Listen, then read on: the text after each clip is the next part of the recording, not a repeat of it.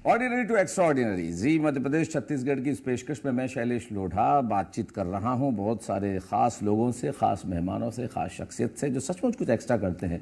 जब लोग यात्राएं करते हैं तो उनकी बहुत सारी समस्याएं हो सकती हैं, उनके बहुत सारे सुझाव हो सकते हैं, उन्हें बहुत सारी चीज़ों की ज़रूरत हो सकती है, लेकिन बहुत कम लोग हैं जो इन पर सोचते हैं। कमलेश सेन साहब जो भोपाल में रहते हैं, न केवल सोचते हैं बल्कि सलाहकार समिति के सदस्य भी हैं और उनके लिए बहुत काम कर रहे हैं। और इस एसोसिएशन भी आपने एक बनाई थी जिसमें बड़ा काम आपने किया था। कैसे हैं कमलेश जी आप? मैं ठीक हूँ। बस कैसे विचार आया आपका अप डाउनर्स के लिए काम करने का रेलवे में? मैं विदिशा से भोपाल अप डाउन करता था। अच्छा। तो करीब मैंने 15 साल तक अप डाउन किया और कोविड में जब ये बंद हो गई ट्रेन जी, तो मुझे पता था कि छोटे शहरों से जो लोग बड़े शहर में नौकरी करने आते हैं तो यहाँ सर्वाइव नहीं कर पाते, तो फैमिली के साथ रहते हैं और कम किराए में भी गुजारा कर लेते हैं। तो बेरोजगारी का जो दंश कोविड ने लोगों को दिया, तो उस दर्द को मैंने महसूस किया कि जब मेरी खुद की जॉब या मेरे से जुड़े लोगों की जॉब गई तो कैसे वो सर्वाइव करेंगे बड़े शहरों में आकर के। तो रेलवे ने तो बंद कर ही दिया था। तो उस प्रयास को हमने एक एसोसिएशन के माध्यम से प्रारंभ किया और धीमे धीमे लोगों के सहयोग से, साथियों के सहयोग से वो अभियान सफल रहा। काफ़ी सहयोग किया और फिर एसोसिएशन के साथ मंडल के सलाहकार के रूप में हैं अभी जी। और अभी 3 मंडलों में इस बार हमको रेलवे ने अवसर दिया। 3 मंडलों? 3 मंडलों में इस बार। अच्छा अच्छा अच्छा। तो जबलपुर और रतलाम और भोपाल में मैं खुद भी हूँ। 2 मेरे साथी वो रतलाम और जबलपुर में हमने इस बार नॉमिनेट किए हैं जी। तो आवश्यकता ही आविष्कार की जननी वाली कहानी के साथ हम लोगों ने इसको प्रारंभ किया था और ये भी जानते थे कि जिनके लिए हम काम कर रहे हैं वो हमारे परिचित नहीं हैं जी। क्योंकि ट्रेन ऐसा नहीं है कि केवल विदिशा से भोपाल ही आती थी, ट्रेन तो दिल्ली से भी आती, जम्मू से भी आती, लेकिन हर जगह के लोग प्रभावित हुए थे। तो ऐसे एक दूसरे की ज़रूरतों को समझ के, उनकी समस्याओं को समझ के हमने वो ट्रेन का अभियान चलाया था और वो सफल भी रहा। जी। तो वो आप क्या लगता है किस तरह सफल रहा? आपने क्या देखा कि उसमें ये होना था और वो हुआ? बीच में एक सर्कुलर हमको रेलवे ने जारी किया था जिसमें लिखा था कि 1965 या 66 के आसपास, एग्जैक्ट मुझे याद नहीं, मासिक सीजन टिकट बंद कर दिए गए थे और वो पूर्ण रूप से बंद थे। मंथली पास जो बनते थे और रेलवे इस मूड में नहीं था कि एमएसटी वापस चालू की जाए, क्योंकि रोज टिकट लेके चलना बड़ा मुश्किल होता है, बड़ा महंगा भी होता है। एमएसटी बनती है महीने भर में 500 रुपये मंथली सीजन टिकट। हाँ। तो उसके लिए लगातार हम पीछे लगे रहे। तो उन्होंने कहा केवल ये पैसेंजर ट्रेनों में ही अलाउ करेंगे हम, ऐसा मूवमेंट्स में हमारे आया और अंत में आग्रह में बड़ा एक ताकत होती है। तो मेरे जीवन का एक सिद्धांत भी है, प्रणाम परिणाम बदल देता है। तो हम तो जा के प्रणाम ही करते रहे। जहाँ दरवाजे पे गए तो भैया जी बहुत मुसीबत में हैं, बहुत मुसीबत में है, नेताजी मुसीबत में। तो उन्होंने हमारे प्रणाम को सुना और पूरे देश में एमएसटी चल भी रही है और मैं नहीं कहूँगा मेरी वजह से चल रही है, रेलवे ने सब पर कृपा कर दी है बड़ी। और रेल मंत्री जी का धन्यवाद भी देता रहता हूँ कि उन्होंने सबको एमएसटी दी और लोग आना जाना आसानी से। रेलवे का रूप निश्चित तौर पर जो मैं समझता हूँ भारत में बहुत अद्भुत तरीके से बदल गया है। पहले वंदे भारत और ये तमाम चीज़ें जो हमारे ज़माने में तो नहीं होती थी, अब सुविधाएं भी बढ़ गई हैं, ट्रेनें भी अच्छी आ गई हैं। क्या कहना है आपका? मैं इस बारे में इसलिए ज़्यादा नहीं बोलूँगा कि कुछ मर्यादाओं के साथ जी बशर्ते जैसा कि पहली सरकार में कमिटमेंट था कि जनरल की भीड़ को हम कम करेंगे। मेरे ख्याल से उसको कम करना चाहिए था। वो भीड़ बढ़ती चलेगी और वंदे भारत तो ज़रूरत थी, ठीक बात है, और अगर कुछ नया हो रहा है तो हम तो उसका स्वागत भी करते हैं। लेकिन आज भी जो सामान्य पैसेंजर हैं, जो पैसेंजर ट्रेनें थी उनको बंद कर दिए गए कोविड के बाद, और जो सामान्य पैसेंजर जिनको ग्रामीण तबकों के पैसेंजर कहा जाता है कि छोटे स्टेशन में उतर गए, बाजार आए सब्जी लेने तो 5 रुपये 10 रुपये की टिकट वाले लो, तो वो ट्रेनों को बंद कर दिया है। ये एक विकसित राष्ट्र के लिए जहाँ पर ऐसे लोग हैं जो आप राशन की दुकान पर लाइन में लगे ही हैं, सरकारें भी जानती हैं, आंकड़े तो उजागर करने की आवश्यकता नहीं है, लेकिन ज़रूरत है कि पैसेंजर ट्रेन चलें। और जनरल कोचेज जो भी इन्होंने वन साइड कर दिए उनको दोनों दिशाओं में लगाया जाए, क्योंकि लोग इधर से उधर भागते हैं तो दुर्घटनाएं भी हो रही हैं। अभी मैं कोशिश करूंगा, रेल मंत्री जी से मिलकर के आग्रह करूंगा कि जनरल कोचेज जो लगते थे वो दोनों दिशाओं में लगें और पैसेंजर ट्रेन पुनः चलाई जाए, ताकि छोटे स्टेशनों का अस्तित्व भी बचा रहेगा और लोगों का भी रेलवे से जुड़ाव बना रहेगा। ये विषय मेरे लिए बिल्कुल नया है, चूंकि मैं इस विषय में ज़्यादा समझता नहीं हूँ। लेकिन आपको क्या लगता है अप डाउनर्स की सबसे ज़्यादा समस्याएं क्या होती है? अप डाउनर की समस्याएं सबसे ज़्यादा ये होती है कि एक कोच में जो ऑलरेडी स्लीपर है जनरल, पीछे 2 जनरल लगे होते हैं, वो आएंगे तो खड़े होने के लिए दिन भर उनको काम करना है। उनके दर्द जो होते हैं, अगर कभी उनके अंदर दर्द को झांकेंगे आप अंदर जाके, तो घर से 8 बजे 5 बजे उठ करके तैयार होकर 8 बजे ट्रेन पकड़नी है और 100-150 किलोमीटर की यात्रा करनी है, तो कैसे जनरल में ठसेगा वो। फिर वो दिन में आकर के पार्किंग में गाड़ी ढूंढना है, पार्किंग वाले को भी उसको सर्वाइव करना है, फिर वो अपनी नौकरी पर जाता है, रास्ते में कई दुर्घटनाओं से बचता बचाता दिन भर अपना परिवार चलाने के लिए वो संघर्ष करता है, और शाम को फिर उसको ट्रेन देखनी है कि मुझे घर पहुंचना है, फिर उतनी भीड़ में अपनी जगह बनानी है। तो उनके दर्द तो काफ़ी है। इनके लिए डीएमओ मेमो की बहुत ज़रूरत है। लोकल मेट्रोस जो होती हैं, लोकल जो ट्रेन्स होती हैं, वो रेलवे को चलाना चाहिए और उनकी तो तादाद बड़ी होना चाहिए। दर्द को तो झांकने की बहुत ज़रूरत है। और तो कई बार हम देखते हैं कि हम कई बार इस तरह के वीडियो सामने आते हैं कि जो अप डाउनर्स होते हैं वो रिजर्वेशन क्लास में बैठ जाते हैं, बोले हम तो अप डाउनर, हम तो जाएंगे ही, हम तो बैठेंगे ही। क्या ठीक लगता है आपको ये ठीक नहीं है एक्चुअली। पहले एमएसटी कोचेस लगते थे हर ट्रेन में, जो धीमे धीमे रेलवे ने बंद कर दिए। अब जब ऑप्शन है नहीं हमारे पास, देखिए अगर हम दूसरी तरफ जाएंगे तो ये देखना पड़ेगा कि समस्याएं तो उत्पन्न हो रही, समाधान की कोई बात नहीं करता। जनप्रतिनिधियों से अगर मैंने आग्रह किया था लास्ट ईयर चुनाव के पहले कि सांसद को 1 माह में 1 बार जनरल कोच की यात्रा करना चाहिए। ठीक बात है, करनी ही चाहिए निश्चित। तो आप लोगों की समस्याओं का समाधान करने के लिए संसद में बैठते हैं, लेकिन आप समस्याएं समझें जी। आप किससे पूछते कि समस्या क्या है, जिन्होंने कभी जनरल की यात्रा नहीं की। सही बात है। भारतीय रेल मतलब मेरे ख्याल से कई देशों की जितनी आबादी उतना तो रोज हमारे यहाँ मुसाफिर सफर करता है। तो आप कभी ये सोचिए ना, अप डाउनर्स क्या वर्ग होता है, उनकी समस्याएं क्या है। आपका एक दूसरा रूप हास्य का भी है। आप मतलब हास्य के माध्यम से भी बड़ा जो है जीवन के अंदर आप उत्फुल्लता और उमंग भरते रहते हैं। ऐसा नहीं, एक्चुअली मैं तो गांव का आदमी हूँ और मैंने तो ऐसा कुछ हाथ से सीखा नहीं। आपको सुनते रहते हैं, आपको देखते हैं, कुमार विश्वास जी को सुनते हैं जी। तो जो ठीक लगता है, तो हास्य का आशा है कि कोविड में बहुत सारे लोगों ने आत्महत्याएं भी की। कोविड ने तो जिनको लिया तो लिया ही, काल कवलित हुए, लेकिन आत्महत्याएं भी की वो कर्जे के चलते, बेरोजगारी के चलते। मैंने अपने कई मित्रों को खोया। तो मेरा प्रयास है कि अभी जो युवा है वो अवसादग्रस्त है, बहुत ज़्यादा तनाव में रहता है और वो 1 मिनट में निर्णय लेता है, आए दिन इम्पल्सिव हो गया, छोटी सी बात है।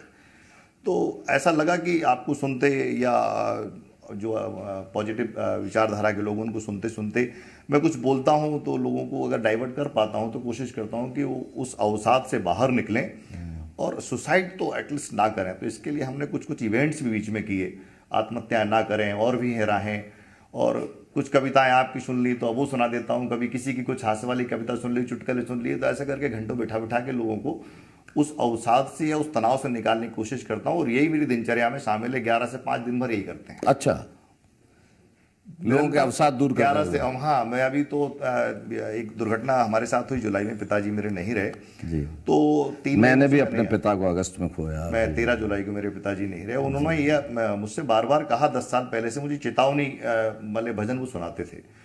तो ये कहते थे कि बेटा, यदि जीवन में तुमने किसी एक व्यक्ति को भी तनाव से या कर्जे से या संकट से निकाल लिया तो ये मानना कि तुमने मेरा जीवन सफल कर दिया। उनकी प्रेरणा थी। तो इवन कोविड में ये सार्वजनिक करने का विषय भी नहीं है, मैंने लोन लेकर के उन्होंने घर से राशन बंटवाया, हमने बैंक से फाइनेंस करा के भी लोगों को मदद पहुंचाई। हमने नहीं पहुंचाई, वो तो ईश्वर का किया हुआ था, लेकिन उन्होंने तो रोका नहीं।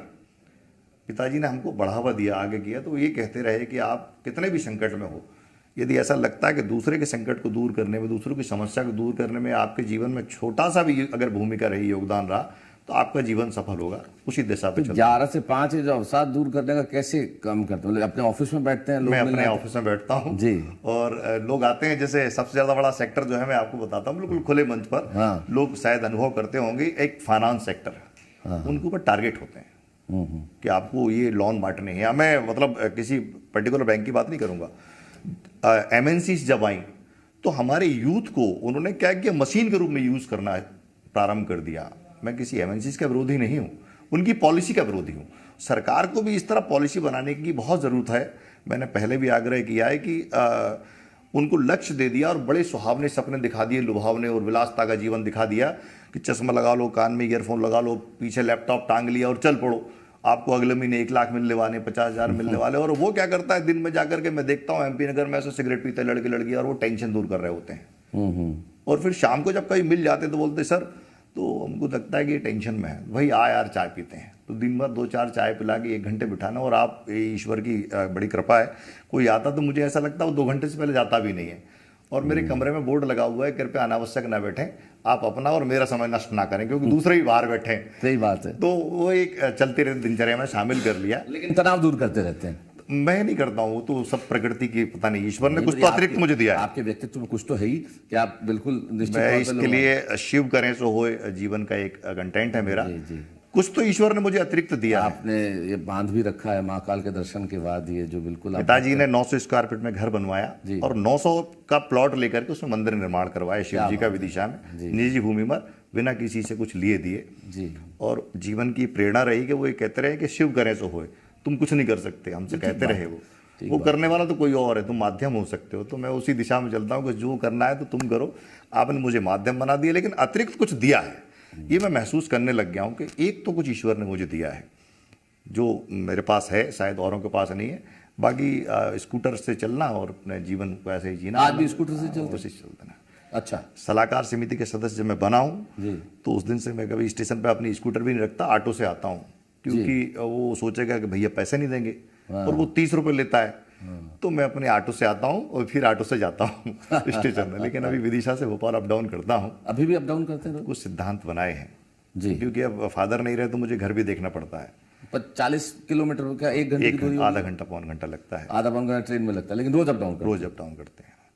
रोज सुबह आते हैं शाम को जाते हैं? रोज सुबह आते हैं शाम को जाते हैं। तो अप डाउनर्स का जीवन, उनके कष्ट तो आपको प्रैक्टिकली पता चलता है? नहीं, मैं तो पहले से कर रहा था ना। तो आप इतने पॉपुलर अप डाउनर्स के बीच में हो गए, कोई कहता नहीं चुनाव लड़ लें सेन साहब? नहीं कहते ना लोग। फिर क्या सोचते हैं आप? नहीं, एक्चुअली अपेक्षा नहीं है। अगर जीवन में हमको इतना ईश्वर ने कुछ बनाया कि बदलाव लाने के लिए कुछ अतिरिक्त दिया है तो वो प्रयास करूंगा। अगर हम अपेक्षाओं के साथ काम करेंगे तो मुझे लगता है हम विफल हो जाएंगे। अप डाउनर्स की संख्या बहुत बड़ी है और लोग आपसे इतना मिलते हैं और फिर भी आप इतने स्कूटर पे चले आते हैं, इतना सहज कैसे रह लेते हैं आप? ये दिमाग में लाते ही नहीं है ना कभी भी कि हम आइए, हम क्यों पालें कि हम कुछ हैं। मैं कभी स्टेशनों पर जाकर स्टेशन मास्टर से ये नहीं कहा कि वो फ़ोन करते हैं कि आइए पानी पीना है, चाय पीना का, रूम खोल दो, कभी नहीं। हमने ये कभी दिमाग में ही नहीं बनाया कि हम रेलवे सलाहकार समिति के सदस्य हैं ही नहीं। हम जैसे थे वैसे हैं, पहले भी अप डाउनर थे, आज भी अप डाउनर है। तो ये चीज़ जब हम दिमाग में उतार लेते हैं तो हमको समस्याएं बढ़ने लगती हैं, और समस्याएं अगर बढ़ानी है तो फिर आपको ख़त्म होना है। तो बेहतर ये है कि लोगों को प्यार है और वो दे रहे हैं तो लेते जाओ और स्वीकार करो और चल दो। कुल मिला के लब्बल हुआ भी है कि जो भी हो रहा है आसपास उसे दिमाग में न लाए, नहीं तो अहंकार में परिवर्तित हो जाएगा। वो ये कह सकते और हैं, सहजता आपकी छूटती चली जाएगी। मैं ये भी नहीं कहता हूँ कि मैं सहज हूँ, मतलब जैसा ईश्वर ने बनाया ओरिजिनल रहो। तो 3 चीज़ों से, हाँ, मतलब नेचर में मैं नहीं लाया हूँ, ना दिखावटी, ना बनावटी, ना मिलावटी। जी। जो है घर वाले कहते हैं कि रोज क्यों अप डाउन करते हो? नहीं, वो ये बोलते कि अभी 3 महीनों से कि तुम यहाँ टेंशन में खुद आ जाओगे, तो तुम यहाँ से जाओ। घर वाले हमको भोपाल पहुँचा देते हैं और भोपाल में हम ऑफिस आते हैं, जिन लोगों के साथ बैठते हैं वो कहते हैं कि सर आप यहाँ शाम तक बैठो, नहीं तो हम लोग टेंशन में जाएंगे। अच्छा। उनके यहाँ चहल पहल बनी रहती, जिनके साथ में बैठता हूँ। तो ये रेलवे स्टेशन के आसपास ही बना? ना, एमपी नगर में है, एमपी नगर में बैठता हूँ मैं। और ये बेरोजगार लोग के लिए मैंने काम प्रारंभ किया था, चूँकि जो आउटसोर्सिंग एक सेक्टर था मेरा सबसे बड़ा विषय रहा, और उस पर कई बार डिस्कस हुआ। गवर्नमेंट ने आउटसोर्सिंग तो स्टार्ट की, और आग्रह भी करता हूं कि उसकी पॉलिसीज प्रॉपर नहीं बन पाई। तो युवाओं के साथ, बेरोजगारों के साथ जो शोषण हो रहा है, उस शोषण को रोकने के लिए मैं प्रयास कर रहा हूं कि अगर रोका जा सकता है मेरे प्रयासों से, तो मैं विनम्रता से आग्रह करता हूं हर मिनिस्ट्री में जाकर के कि इसको थोड़ा सा पॉलिसी बनाइए, ताकि लोग रोजगार में संलिप्त रहते हैं तो वो कई अन्य व्यवस्थाओं से दूर रहते हैं। बेरोजगारी हर समस्या की सबसे बड़ी जड़ होती है। तो उस दिशा में कोशिश कर रहा हूँ। अप डाउनर्स तो ऐसे हैं, वो करते रहेंगे, और वो भी बेरोजगार होते तो उनको भी रोजगार में लगा देते हैं कहीं ना कहीं ऐसे करके। हम समय की अपनी बंदिशें हैं सेन साहब, इसलिए अपने इस इंटरव्यू के आखिरी दौर में, लेकिन अपने इस पूरे जो आप कार्य प्रणाली है आपकी, जो आप कर रहे हैं, जो आप बिना किसी अहंकार के कर रहे हैं और पूरी शिद्दत के साथ कर रहे हैं और बिना किसी अपेक्षाओं से कर रहे हैं, किसे देते हैं श्रेय अपने आप को इस तरह से काम कराने के लिए? ये श्रेय मतलब इसमें डिफाइन करना बड़ा मुश्किल होगा।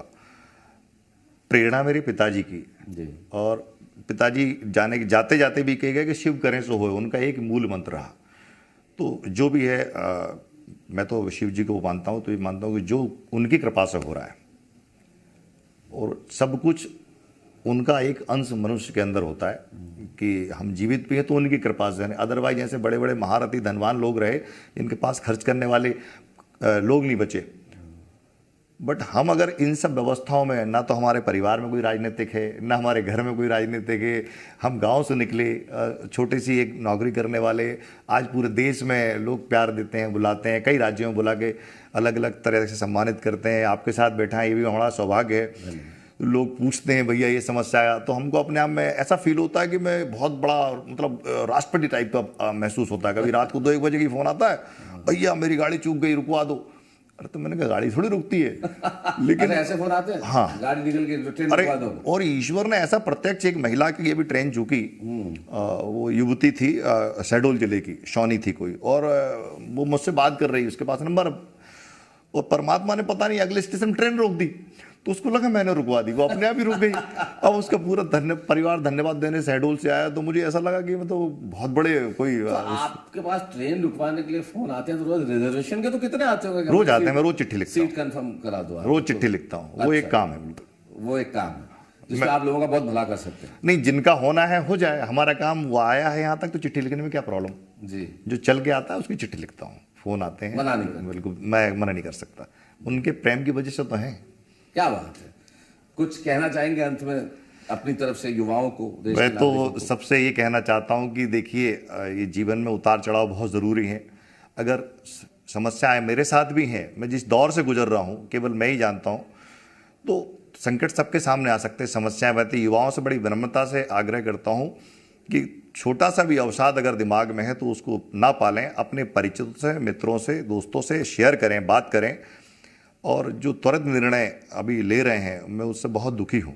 सरकारों से भी आग्रह करता हूँ कि वो आनंदम विभाग जो मध्य प्रदेश में चल रहा है, उसमें ऐसे समाजसेवियों को जोड़े जो एक पॉजिटिव ऊर्जा के साथ काम करें और लोगों को इस अवसाद से निकालें। अभी आत्महत्याओं को लेकर मैं बहुत चिंतित हूँ, इनको रोकना बहुत ज़रूरी है। सभी से हाथ जोड़ता हूँ, आत्महत्या ना करें और अपने परिवार, अपने शहर, अपने लोगों का ध्यान रखें, उनके साथ जिएं, हंसते मुस्कुराते रहें। फिर भी ऐसा लगता है कमी हंसी की तो मुझसे बात करें, मैं शैलेश जी के साथ बात करके हंस लूंगा। क्या बात है, इसी सकारात्मक सोच पे हम कमलेश सेन जी के साथ इस बातचीत को विराम देते हैं कि भाई हंसते रहें, मुस्कुराते रहें, जिंदगी बड़ी खूबसूरत है, जिंदगी उत्सव है, इसे मनाते रहें। और फिर भी हंसी की कमी हो तो इनसे मिलते रहें और ये बताएंगे कि जिंदगी को एक्स्ट्रा टू एक्स्ट्राऑर्डिनरी कैसे किया जाए। बहुत बहुत धन्यवाद।